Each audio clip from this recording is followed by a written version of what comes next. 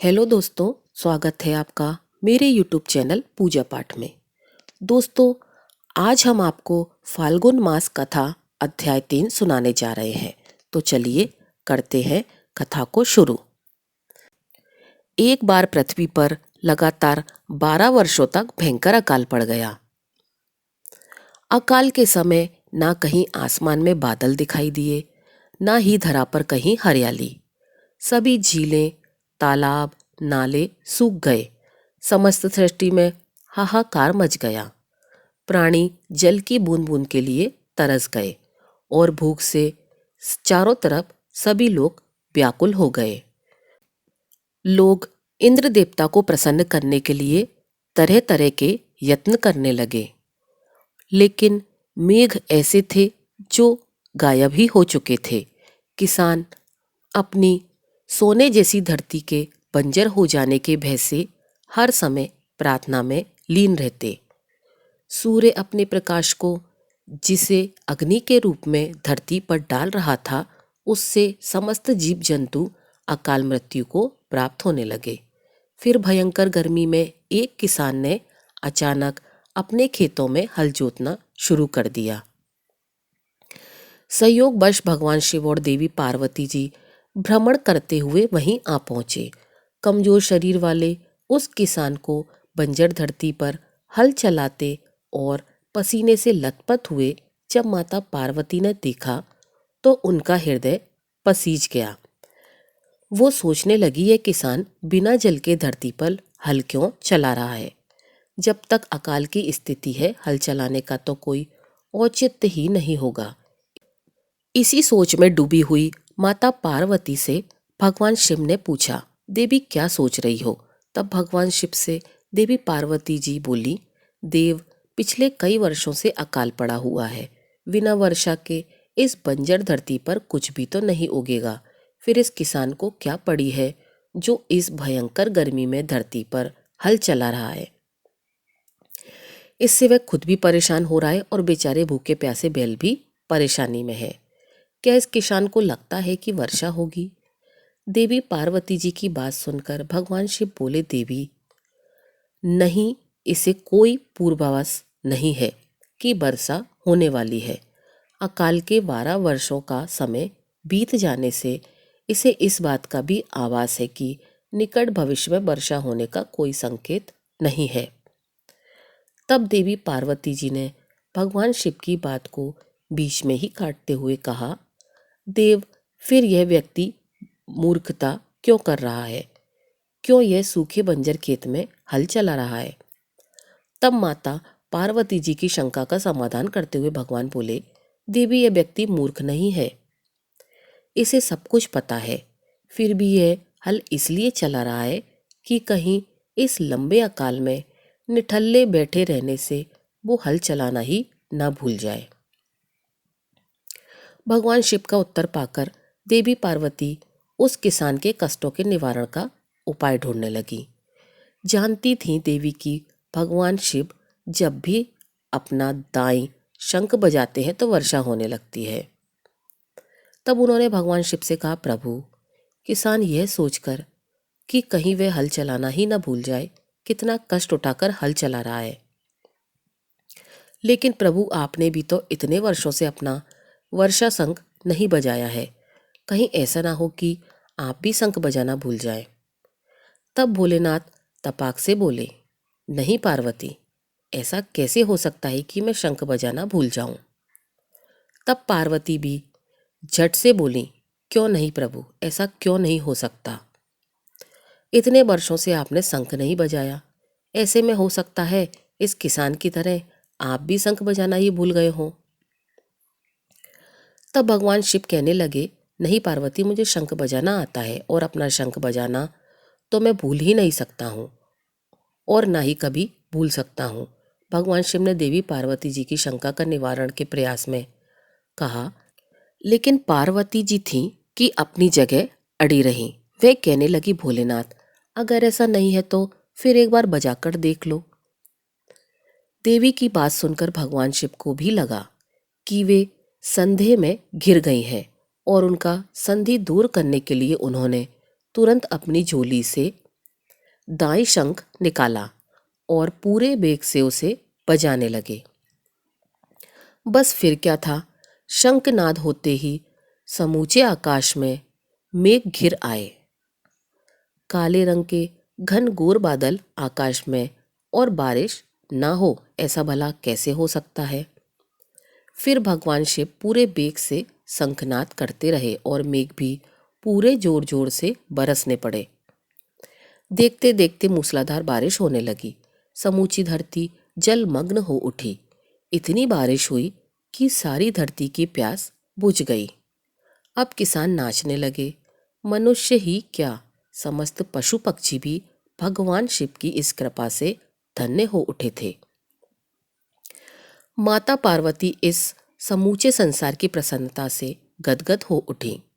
माता पार्वती, जो अपनी व्यवहार कुशलता के कारण पृथ्वी वासियों को संकट से बचाने के कारण ही जगदम्बा कहलाई, वे भगवान शिव से मुस्कुराते हुए बोली, स्वामी आप तो सचमुच भोले भंडारी हैं। भगवान शिव भी समझ चुके थे कि देवी पार्वती ने उनसे शंख बजाने का आग्रह बार बार क्यों किया था। तो यह थी भोले शंकर की कृपा की कहानी। अब सुनिए फाल्गुन मास महत्तम का आज का अध्याय। श्री सूत जी कहते हैं, त्रयोदशी तिथि में सायंकाल प्रदोष कहा गया है। प्रदोष काल के समय महादेव जी कैलाश पर्वत के रजत भवन में नृत्य करते हैं और देवतागण उनके गुणों का स्तवन करते हैं। इसलिए धर्म अधर्म काम और मोक्ष की इच्छा रखने वाले पुरुषों को प्रदोष काल में नियम पूर्वक भगवान शिव जी की पूजा, होम, कथा और गुणगान करना चाहिए। दरिद्रता के अंधकार से अंधे और भगवान सागर में डूबे हुए संसार वैसे भीरू मनुष्यों के लिए यह प्रदोष व्रत रत पार लगाने वाली नौका है। भगवान शिव की पूजा करने से मनुष्य दरिद्रता, मृत्यु, दुख और पर्वत के समान भारी ऋण भार को जल्दी ही दूर करके योनियों से पूजित हो जाता है। विदर्भ देश में सत्यरथ नाम से प्रसिद्ध एक राजा थे, जो सब धर्मों में तत्पर, धीर, सुशील और सत्य प्रतिज्ञ थे। धर्म पूर्वक पृथ्वी का पालन करते हुए उनका बहुत सा समय सुखपूर्वक बीत गया। फिर शाल्व देश के राजाओं ने विदर्भ नगर पर आक्रमण करके उसे चारों ओर से घेर लिया। अपनी पुरी को शत्रुओं से घिरी हुई देखकर विदर्भराज विशाल सेना के साथ लेकर युद्ध के लिए आए। बलोमत शाल्व देसी क्षत्रियों के साथ राजा का बड़ा भीषण युद्ध हुआ। शाल्वा की बहुत बड़ी सेना मारी गई, परंतु अंत में विदर्भराज भी उनके हाथों से मारे गए। मंत्रियों सहित उस महारथी वीर राजा के मारे जाने पर मरने से बचे हुए सैनिक भाग खड़े हुए। उस समय विदर्भराज की अत्यंत सुंदर और पतिव्रता स्त्री अत्यंत व्याकुल हो गई और शोक में अपने महल से निकलकर पश्चिम दिशा की ओर चली गई। उस समय वह गर्भवती थी। प्रातःकाल होने पर धीरे धीरे मार्ग से जाती हुई वह साध्वी रानी ने बहुत दूर का रास्ता तय कर लेने के बाद एक स्वच्छ तालाब देखा और वह उसके किनारे शोभा पाने वाले एक छायादार वृक्ष के नीचे बैठ गई। भाग्यवश उसी निर्जन स्थान में वृक्ष के ही नीचे पतिव्रता रानी ने उत्तम गुणों से युक्त शुभ मुहूर्त में एक पुत्र को जन्म दिया, जिसके बाद अत्यंत प्यास से व्याकुल होकर वह सुंदर अंगों वाली रानी जलाशय में उतरी। इतने में ही एक बड़े भारी मगरमच्छ ने आकर उसे अपना गिरास बना लिया। वह बालक तो पैदा होते ही अपने माता पिता से हीन हो गया और भूख प्यास से पीड़ित होकर उस सरोवर के किनारे जोर जोर से रोने लगा। वह नवजात शिशु जब इस प्रकार रो रहा था, उसी समय भाग्यवश वहां एक श्रेष्ठ ब्राह्मणी आ पहुंची। वह भी अपने 1 वर्ष के बालक को गोद में लिए आई थी। ब्राह्मणी निर्धन और विधवा थी। घर घर भीख मांगकर अपना जीवन बिताती थी। उसका नाम उमा था। उस सती साध्वी ब्राह्मणी ने उस राजकुमार को देखा। उसे अनाथ की तरह रोता हुआ देखकर उसने मन ही मन विचार किया, अहो, यह तो बड़े आश्चर्य की बात दिखाई देती है कि यह नवजात शिशु, जिसकी नाल भी अभी तक नहीं कटी, पड़ा हुआ है। इसकी माता कहाँ चली गई है? न इसका पिता है, न कोई बंधु बांधव आसपास है। यह दीन अनाथ बालक बिना बिस्तर के भूमि पर सो रहा है। यह चांडाल का पुत्र है या शूद्र का, वैश्य का बालक है या फिर ब्राह्मण का या फिर क्षत्रिय का शिशु है, इसका निश्चय कैसे किया जाए। मैं इस शिशु को उठाकर अपने सगे पुत्र की तरह इसको अवश्य ही पाल सकती हूँ, परंतु यह किस किस कुल का है यह न जानने के कारण इसे छूने का साहस तो मुझ में नहीं होता। वह पतिव्रता ब्राह्मणी जब इस प्रकार कह रही थी, उसी समय कोई सन्यासी महात्मा वहां आ गए। वे ऐसे दिख रहे थे मानो साक्षात शंकर जी ही हों। उन श्रेष्ठ भिक्षु ने उस स्त्री से कहा, हे ब्राह्मणी, दुख ना करो, हृदय के संशय को दूर करके इस बालक की रक्षा करो, इससे तुम्हें शीघ्र परम कल्याण की प्राप्ति होगी। ऐसा कहकर वे दयालु भिक्षु तुरंत वहां से चले गए। उनके जाने के बाद ब्राह्मणी ने विश्वासपूर्वक उस बालक को लेकर अपने घर की ओर प्रस्थान किया। उस राजकुमार का ब्राह्मणी ने अपने बेटे के समान ही पालन पोषण प्रारंभ कर दिया। एक चक्रा नामक नगर में उस ब्राह्मणी का घर था। वे भिक्षा के अन्न से ही अपने पुत्र और राजकुमार को भी पालने लगी। ब्राह्मणों ने ब्राह्मणी के तथा राजा के पुत्र का भी संस्कार कर दिया। अब भी दोनों सर्वत्र सम्मानित होकर दिनों दिन बढ़ने लगे। समय आने पर उनका उपनयन संस्कार हुआ। अब भी दोनों बालक एक साथ रहकर नियमों का पालन करने लगे। दोनों माता के साथ प्रतिदिन भिक्षा के लिए जाते थे। एक दिन वह ब्राह्मणी उन दोनों बालकों के साथ भीख मांगती हुई देवयोग से देव मंदिर में गई।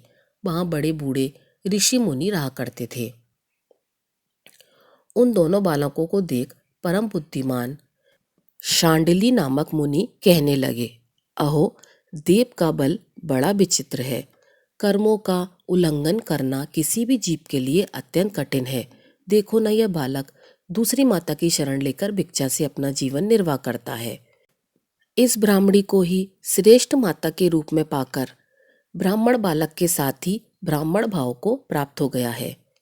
शाल मुनि का यह वचन सुनकर ब्राह्मणी को बड़ा आश्चर्य हुआ। उसने भरी सभा में मुनि को प्रणाम करके कहा, हे ब्राह्मण, एक सन्यासी के कहने पर ही मैं इस बालक को अपने घर ले आई हूँ। हालांकि अभी तक इसके कुल का पता नहीं लगा, फिर भी मैं अपने पुत्र की तरह ही इसका पालन पोषण करती हूँ। आप ज्ञान के नेत्रों से देखते हैं हे मुनिवर, इसलिए मैं आपसे यह जानना चाहती हूँ कि यह बालक किस कुल में उत्पन्न हुआ है और इसके माता पिता कौन है। तब मुनि बोले, हे ब्राह्मणी, यह तो विदर्भ देश के राजा का पुत्र है। ऐसा कहकर मुनि ने उस बालक के पिता के युद्ध में मारे जाने का और उसकी माता के गृह द्वारा अर्थात मगरमच्छ द्वारा ग्रस्त होने का सब समाचार पूर्ण रूप से बतला दिया। यह सुनकर ब्राह्मणी को और भी अधिक आश्चर्य हुआ, इसलिए उसने फिर प्रश्न किया, मामुनि, वे राजा संपूर्ण भोगों को छोड़कर युद्ध में ही क्यों मरे और इस बालक को दरिद्रता कैसे प्राप्त हुई? अब दरिद्रता को पूरी तरह नष्ट करके यह पुनः राज्य कैसे प्राप्त कर पाएगा?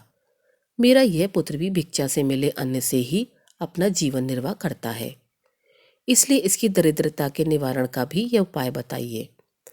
यह बताने की कृपा करें। तब महामुनि ने कहा, इस राजकुमार के पिता विदर्भराज के पूर्व जन्म में पांड्य देश के श्रेष्ठ राजा थे। वे सभी धर्मों के ज्ञाता थे और संपूर्ण पृथ्वी का धर्मपूर्वक पालन करते थे। एक दिन प्रदोष काल में राजा भगवान शंकर का पूजन कर रहे थे और बड़ी शक्ति से त्रिलोकीनाथ महादेव जी की आराधना में लीन थे। उसी समय नगर में सब और बड़ा भारी कोलाहल मच गया। उस उत्कृष्ट शब्द को सुनकर राजा बीच में ही भगवान शंकर की पूजा छोड़कर नगर में शोक फैलने की आशंका से भवन से बाहर निकल गए। इसी समय राजा का महाबली मंत्री शत्रु को पकड़कर उनके समीप ले आया। वे शत्रु पांडराज का ही सामान था। उसे देखकर राजा ने क्रोधपूर्वक उसका मस्तक कटवा दिया। शिव पूजा बीच में छोड़कर नियम को समाप्त किए बिना ही राजा ने रात में भोजन भी कर लिया। इस प्रकार राजकुमार भी प्रदोष काल में शिव जी की पूजा किए बिना ही भोजन करके सो गया। वही राजा दूसरे जन्म में विदर्भराज हुआ था। शिव जी की पूजा में विघ्न होने के कारण शत्रुओं ने उसको सुख भोग के बीच में ही मार डाला। पूर्व जन्म में जो उसका पुत्र था वही इस जन्म में भी हुआ है। शिव जी की पूजा का उल्लंघन करने के कारण यह दरिद्रता को प्राप्त हुआ है। इसकी माता ने अपने पूर्व जन्म में छल से अपनी सौतन को मार डाला था।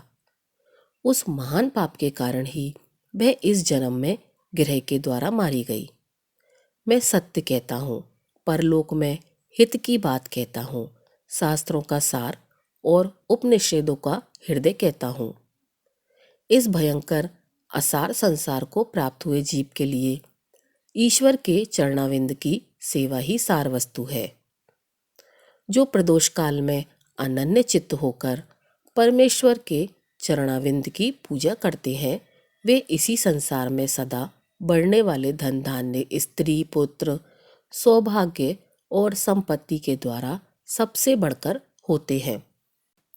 हे ब्राह्मणी, यह तुम्हारा पुत्र पूर्व जन्म में उत्तम ब्राह्मण था और इसने अपनी सारी आयु केवल दान लेने में बिताई थी। यज्ञ आदि सत्कर्म कभी नहीं किए हैं, इसलिए यह इस जन्म में दरिद्रता को प्राप्त हुआ है। उस दोष का निवारण करने के लिए अब यह भगवान शंकर की शरण में जाए। श्री सूत जी कहते हैं, मुनि के इस प्रकार कहने पर साध्वी ब्राह्मणी ने उन्हें प्रणाम करके शिव पूजन की विधि का क्रम पूछा। तब महामुनि बोले, दोनों पक्षों की त्रयोदशी तिथि को मनुष्य जब निराहार रहे तब सूर्यास्त से 3 घड़ी पहले स्नान करे, फिर श्वेत वस्त्र धारण करके धीर पुरुष संध्या और जप आदि नित्य कर्म को विधि पूरी करके मौन होकर शास्त्र विधि का पालन करके शिव जी की पूजा प्रारंभ करे। भगवत विग्रह के आगे की भूमि को नए निकाले हुए शुद्ध जल से भली भांति लीप पोत कर सुंदर मंडल बनाए, धोती वस्त्र आदि के द्वारा उस मंडल को सब ओर से घेर दे। ऊपर से चंदोवा आदि लगाकर फल फूल और नए अंकुर से उसे सजाए। मंडल के बीच की भूमि में 5 रंगों से युक्त विचित्र कमल अंकित करके उसी पर सुस्थिर और उत्तम आसन बिछाकर बैठे और हृदय में भक्ति भाव से युक्त पूजन की सभी सामग्री एकत्र करे। फिर पवित्र भाव से शास्त्रों मंत्र उच्चारण देव पीठ को आमंत्रित करे। इसके बाद क्रमशः आत्मशुद्धि और भूत शुद्धि आदि करके 3 प्राणायाम करे। उसके बाद बिंदु युक्त बीज अक्षरा के द्वारा विधि पूर्वक मात्र का न्यास करे। फिर पर देवता का ध्यान करके मात्र का न्यास की विधि पूरी करे। फिर परम शिव का ध्यान करके पीठ के वाम भाग में गुरु को प्रणाम करे। दक्षिण भाव में गणेश जी को मस्तक झुकाए। दोनों अंशों में अर्थात कंधों और जांघों में धर्म आदि धर्म ज्ञान वैराग्य तथा ऐश्वर्य का न्यास करे। नाभि और पार्श्व भागों में अधर्म अज्ञान वैराग्य और अनश्वर आदि का न्यास करे। फिर हृदय में अनंत आदि का न्यास करके देव पीठ पर मंत्र का न्यास करे। फिर क्रमशः न्यास करके हृदय में कमल की भली भांति भावना करे। वह कमल 9 शक्तियों से युक्त और परम सुंदर हो। उसी कमल की कर्णिका में कोटि कोटि चंद्रमा के समान प्रकाशमान उमापति भगवान शिव का ध्यान करे। किस प्रकार की भगवान के 3 नेत्र हैं। मस्तक पर चंद्रमा का मुकुट शोभा पाता है। जटाजूट कुछ कुछ पीला हो गया है। उस पर रत्न जट किरीट शोभिमत है। उसके कंठ में नील चिन्ह है और अंग की उदारता शोभित होती है। सर्पों के हार से उनकी बड़ी शोभा हो रही है। उनके एक हाथ में बरद और दूसरे में अभय की मुद्रा है। वे फरसा धारण करते हैं। उन्होंने नागों का कंकड़ केयूर अंगद तथा मुद्रिका धारण कर रखी है। वे व्याघ्र चर्म पहने हुए हैं। रत्न सिंहासन पर विराजमान है। उनके बाएं भाग में गिरिराज नंदिनी उमा देवी का चिंतन करें।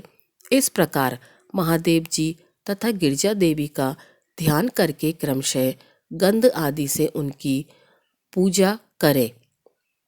अर्थात सारा ध्यान मन ही मन करना है। 5 वैदिक मंत्रों से गंध आदि द्वारा शिव जी का पूर्योदय में पूजा करें। फिर मूल मंत्र से 3 बार हृदय में ही पुष्पांजलि दे। उसके बाद सिंहासन पर महादेव जी का पुनः पूजन प्रारंभ करें। पूजा के आरंभ में एकाग्रचित होकर संकल्प पढ़ें। फिर हाथ जोड़कर मन ही मन भगवान शिव का ध्यान करें और आह्वान करें कि हे भगवान शंकर, आप ऋण, पातक, दुर्भाग्य और दरिद्रता आदि की निवृत्ति के लिए तथा संपूर्ण पापों का नाश करने के लिए मुझ पर प्रसन्न होइए। मैं दुख और शोक की आग में जल रहा हूँ, संसार भय से पीड़ित हूँ, अनेक प्रकार के रोगों से व्याकुल और दीन हूँ। हे वृषवाहन, मेरी रक्षा कीजिए। देव देवेश्वर सबको निर्भय कर देने वाले हैं। हे महादेव जी, आप यहाँ पधारिए और मेरी की हुई इस पूजा को पार्वती जी के साथ ग्रहण कीजिए। इस प्रकार संकल्प और आह्वान करके फिर पूजा आरंभ करनी चाहिए। तत्पश्चात मनुष्य एकाग्रचित्त होकर रुद्र सूक्त का पाठ करते हुए वहां स्थापित किए हुए शंख के जल से और पंचामृत से महादेव जी का अभिषेक करके तरह तरह के मंत्रों से आसन आदि उपचारों को समर्पित करे। भावना द्वारा दिव्य वस्त्रों से विशोभित स्वर्ण सिंहासन की कल्पना करे और उसी पर भगवान को विराजमान करके अष्टगुण युक्त अर्घ और निवेदित करे। फिर शुद्ध जल से आचमन कराकर मधुपर्क दे। इसके बाद पुनः आचमन के लिए जल देकर मंत्र उच्चारण पूर्वक स्नान कराए। फिर यज्ञोपति वस्त्र और आभूषण अर्पित करे। परम पवित्र अष्टांग युक्त चंदन चढ़ाए। बिल्व मदार, लाल कमल, दतूर कनेर, सनई का फूल, चमेली, कुशा, अपामार्ग, तुलसी, जूही, चंपा, बटक और करवीर के फूलों में से जितनी मिल जाए उन सबको शिव उपासक भगवान पर चढ़ाएं। इनके अलावा भी नाना प्रकार के सुगंधित पुष्प निवेदित करें। उसके बाद लाल चंदन से उत्पन्न धूप और निर्मल दीप समर्पित करें।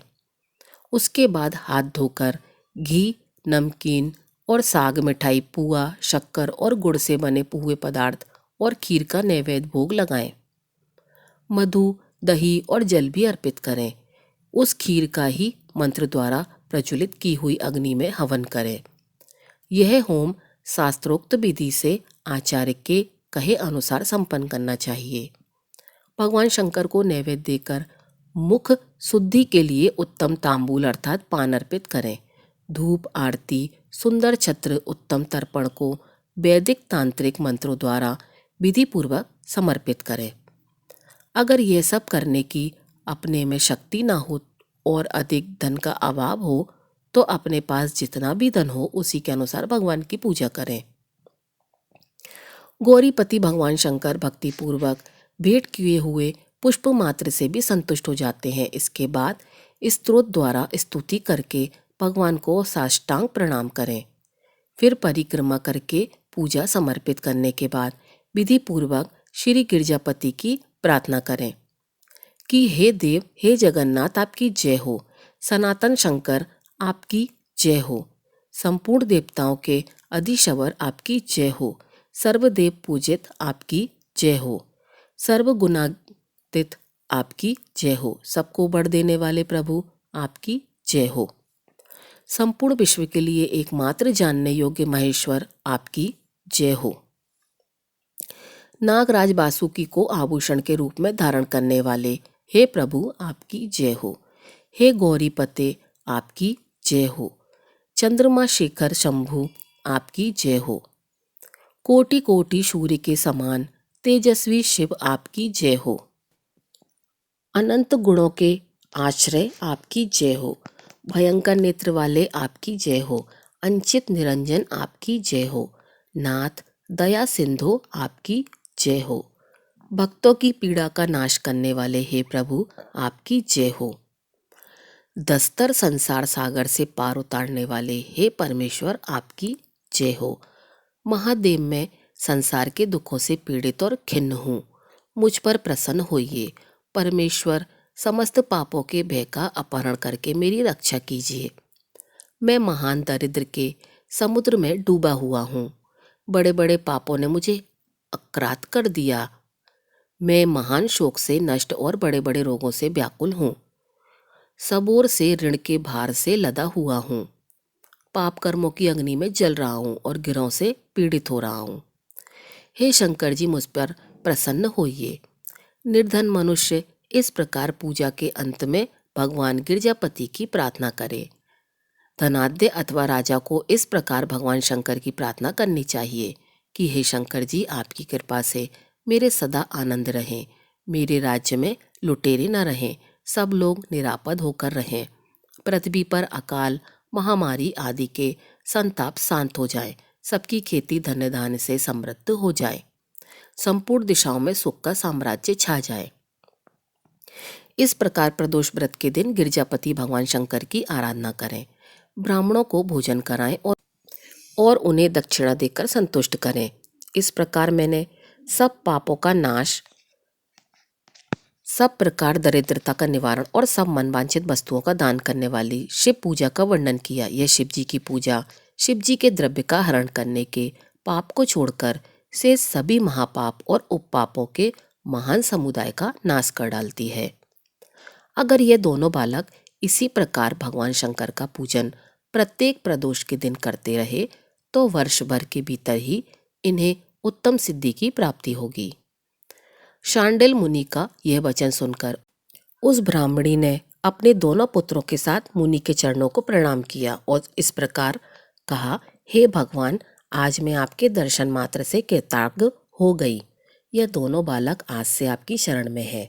हे ब्राह्मण, यह मेरा पुत्र है और इसका नाम सुचिव्रत है, और यह राजकुमार है जिसका मैंने नाम धर्मगुप्त रख दिया है। ये दोनों बालक और मैं आप सभी अब आपके चरणों के दास हैं। इस घोर दारिद्र्य सागर से घिरे हुए हम सबका आप उद्धार कीजिए। इस प्रकार शरण में आई हुई ब्राह्मणी को अमृत के समान मधुर वचनों द्वारा आश्वासन देकर मुनि ने उसके दोनों बालकों को भगवान शंकर की आराधना के मंत्र विद्या के उपदेश दिए, जिसके बाद दोनों बालक और ब्राह्मणी मुनि की आज्ञा लेकर वहां से चले गए। मुनिवर के उपदेशानुसार दोनों बालक प्रत्येक प्रदोष व्रत के दिन पार्वती बल्लभ शिव जी की आराधना करने लगे। इस प्रकार से पूजा करते हुए द्विज कुमार और राजकुमार के 4 महीने सुखपूर्वक बीत गए। एक दिन द्विज कुमार अर्थात वे ब्राह्मणी का पुत्र राजकुमार को साथ लिए बिना ही नंदी के तट पर स्नान करने के लिए गया और वहां मौज से देर तक इधर उधर घूमता रहा। वहां झड़ने के कारण जल के आगाज से खाई की भूमि कट जाने से उसमें गड़ा हुआ एक बड़ा भारी खजाने का कलश चमक रहा था, जिस पर ब्राह्मण कुमार की दृष्टि पड़ी। उसे देखकर वे सहसा हर्ष को कौतूहल में भरकर उसके पास गए और उसे देवता की कृपा से प्राप्त हुआ मानकर सिर पर लेकर घर को चल दिए और घर के भीतर उस घड़े को रखकर अपनी माँ से कहने लगा, माँ, यह भगवान शंकर का प्रसाद है, देखो जिन्होंने दया करके घड़े के रूप में खजाना दिलवा दिया। तब उस पतिव्रता ब्राह्मणी ने राजकुमार को बुलाकर कहा, पुत्रों, इस खजाने के घड़े को तुम दोनों आपस में बराबर बराबर बांट लो। माता की बात को सुनकर ब्राह्मण के पुत्र को प्रसन्नता हुई, किंतु राजकुमार उनसे कहने लगा कि माँ, यह तुम्हारे ही पुत्र के पुण्य से प्राप्त हुआ है, इसलिए मैं इस खजाने को बांटकर नहीं लेना चाहता हूँ। अपने पुण्य से प्राप्त हुए खजाने का यह स्वयं ही उपभोग करे। बेदयालु भगवान शंकर तो मुझ पर भी कृपा करेंगे। इस प्रकार प्रसन्नता पूर्वक भगवान शंकर की पूजा करते हुए उन दोनों कुमारों का उसी घर में 1 वर्ष बीत गया। एक दिन वह राजकुमार उस ब्राह्मण कुमार के साथ बसंत ऋतु में वन में भ्रमण करने के लिए गया। कुछ दूर जाने पर उन्होंने सैकड़ों गंधर्व कन्याओं को परस्पर क्रीड़ा करते हुए देखा। उन्हें देखकर ब्राह्मण कुमार ने दूर से ही राजकुमार से कहा, यहाँ से आगे जाना उचित नहीं है, क्योंकि उधर स्त्रियां विहार कर रही हैं। स्वच्छ अंतकरण वाले विद्वान पुरुष स्त्रियों के समीप त्याग देते हैं और यह रमणीयता छल करने वाली तथा वाणी द्वारा अनुनय विनय करने में कुशल है। यह पुरुषों को अपनी दृष्टि मात्र से ही मोहित कर लेती है। इसलिए अपने धर्म में तत्पर ब्रह्मचारी कभी भी स्त्रियों के पास जाकर उनसे वार्तालाप ना करें। ऐसा कहकर ब्राह्मण कुमार तो लौट पड़ा और दूर जाकर खड़ा हो गया, किंतु राजकुमार अकेला ही निर्भय होकर स्त्रियों की उस क्रीड़ा स्थली की ओर चला गया।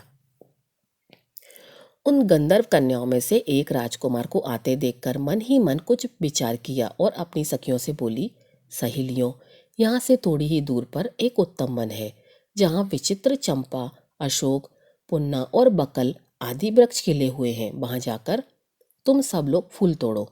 तब तक मैं यहाँ बैठी हुई हूँ, तुम फूलों को इकट्ठा करके पुनः यहाँ आ जाना। उसके इस प्रकार आदेश देने पर सखियां तो वन के भीतर चली गईं और वह गंधर्व कन्या राजकुमार पर नजर लगाए वहीं खड़ी रही। उसे देखकर राजकुमार कामदेव के बाणों से पीड़ित हो गया। गंधर्व कन्या ने अपने पास आए हुए राजकुमार को बैठने के लिए कोमल पल्लवों का आसन दिया और पूछा, हे कमल नयन, तुम कौन हो? किस देश से यहाँ आए हो और किसके पुत्र हो? इस प्रकार पूछने पर राजकुमार ने अपना पूरा परिचय बतलाया कि मैं विदर्भ राज का पुत्र हूँ। मेरे माता पिता बचपन में ही मर गए हैं। शत्रुओं ने मेरे राज्य पर अधिकार जमा लिया है और मैं दूसरों के राज्य में गुजारा कर रहा हूँ। यह सारी बातें बतलाकर राजकुमार ने उस गंधर्व कन्या से पूछा, सुंदरी, तुम कौन हो? यह तुम्हारा क्या कार्य है और तुम किसकी पुत्री हो? उनके इस प्रकार पूछने पर कन्या कहने लगी, महाराज कुमार, एक द्रवित नामक गंधर्व है जो समस्त गंध कुल के अगुआ माने जाते हैं। मैं उन्हीं की पुत्री हूँ और मेरा नाम अंशुमती है। सब सखियों को छोड़कर मैं यहाँ अकेली हूँ। मैं तुम्हारी इच्छा जानती हूँ। तुम्हारा मन मुझ पर आसक्त हो गया है। इसी प्रकार देव ने मेरे मन में भी तुम्हारे लिए उत्कंठा भरी है। अब हम दोनों का स्नेह कभी भंग नहीं होना चाहिए। ऐसा कहकर गंधर्व कुमारी ने शीघ्र अपने गले से मोती का हार निकालकर प्रेम पूर्वक राजकुमार को भेंट कर दिया। उस अद्भुत हार को देखकर राजकुमार ने पूछा, मैं एक बात कहता हूँ, मैं राजहीन और निर्धन हूँ, तुम मेरी प्रिया कैसे बन सकती हो? मूर्ख स्त्री की तरह अपने माता पिता की आज्ञा का उल्लंघन करके अपनी इच्छा के अनुसार आचरण क्यों कर रही हो? यह सुनकर गंधर्व कन्या ने कहा, प्रियतम, आपका कहना ठीक है। मैं पिता की आज्ञा के विरुद्ध नहीं करूंगी। आप इस समय घर को पधारिए और परसों प्रातःकाल पुनः यहीं दर्शन दीजिए। आपसे कुछ हमारा कार्य है। ऐसा कहकर वे गंधर्व कन्या अपनी सखियों के आ जाने से उनके साथ चली गई और राजकुमार भी हर्षपूर्वक ब्राह्मण कुमार के पास लौट आया। उसने ब्राह्मण कुमार से सारी बात बताई और उसके साथ घर को प्रस्थान किया। घर पहुंचकर पतिव्रता ब्राह्मणी को भी यह शुभ समाचार सुनाकर राजकुमार ने प्रसन्न किया और पूर्व निश्चित समय आने पर वह पुनः द्विजपुत्र के साथ उसी वन में गया। नियत स्थान पर पहुंचकर राजकुमार ने देखा कि गंधर्वराज और उनकी कन्या दोनों वहां उपस्थित हैं। गंधर्वराज ने वहां आए हुए दोनों कुमारों का अभिनंदन किया और सुंदर आसन पर बिठाकर राजकुमार से कहा, हे विदर्भ राजकुमार, मैं कल कैलाश पर्वत पर गया था। वहां मैंने पार्वती जी के साथ महादेव जी के दर्शन किए। देवेश्वर भगवान शिव करुणा रूपी अमृत के सागर हैं। उन्होंने मुझे बुलाकर सब देवताओं के समीप इस प्रकार कहा कि पृथ्वी तल पर धर्मगुप्त नाम से प्रसिद्ध एक राजकुमार हैं जो इस समय किंचन है। उनका राज्य छिन गया है। शत्रुओं ने उनके देश को अपने अधिकार में कर लिया है। अब वह बालक अपने गुरु की आज्ञा से सदा मेरी आराधना में लीन रहता है। उसी के प्रभाव से आज उसके समस्त पितर मेरे स्वरूप को प्राप्त हो गए हैं। गंधर्व श्रेष्ठ, तुम भी उस राजकुमार की सहायता करो।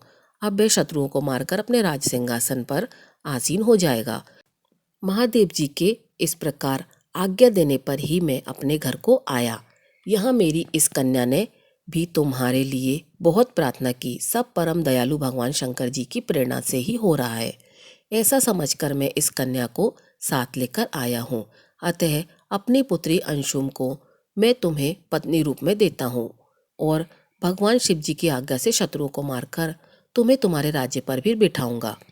अपने उस नगर में तुम अपनी इस धर्म पत्नी के साथ 10,000 वर्षों तक मनोवांछित सुख भोग कर अंत में भगवान शिव के लोक में जाओगे और वहां भी मेरी यह कन्या तुम्हारी ही सेवा में प्रस्तुत रहेगी। इस प्रकार कहकर गंधर्वराज ने उसी वन में राजकुमार के साथ अपनी पुत्री का विवाह कर दिया और उपहार में परम उज्ज्वल रत्न भार भेंट किए।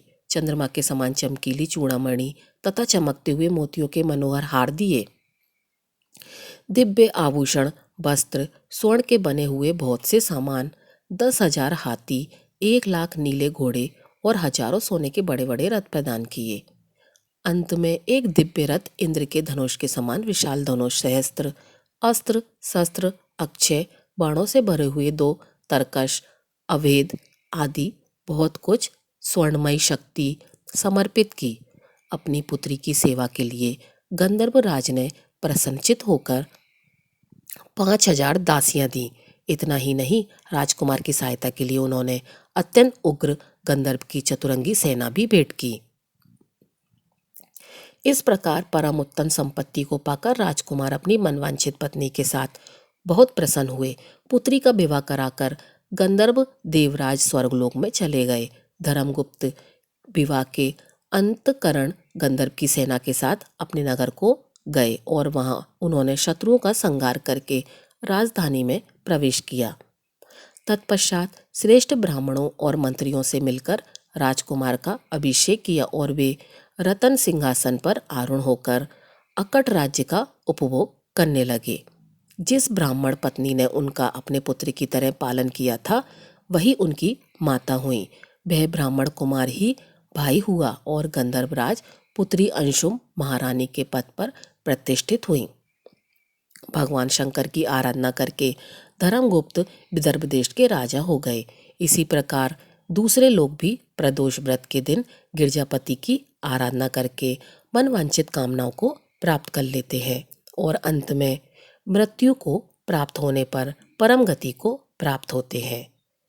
श्री सूत जी कहते हैं, जो प्रदोष व्रत के दिन परम अद्भुत पुण्य महात्म को उस व्रत के दिन शिव पूजन के पश्चात एकाग्रचित्त होकर सुनता है अथवा पढ़ता है, उसे 100 जन्मों तक कभी भी दरिद्रता नहीं होती और अंत में वह ज्ञान के ऐश्वर्य से युक्त होकर भगवान शंकर के परम धाम को प्राप्त होता है। जय भोलेनाथ। तो दोस्तों, यह था आज का अध्याय। अगर आपको वीडियो अच्छी लगी हो तो वीडियो को लाइक ज़रूर कीजिएगा और चैनल को सब्सक्राइब कीजिएगा। आपका दिन शुभ हो।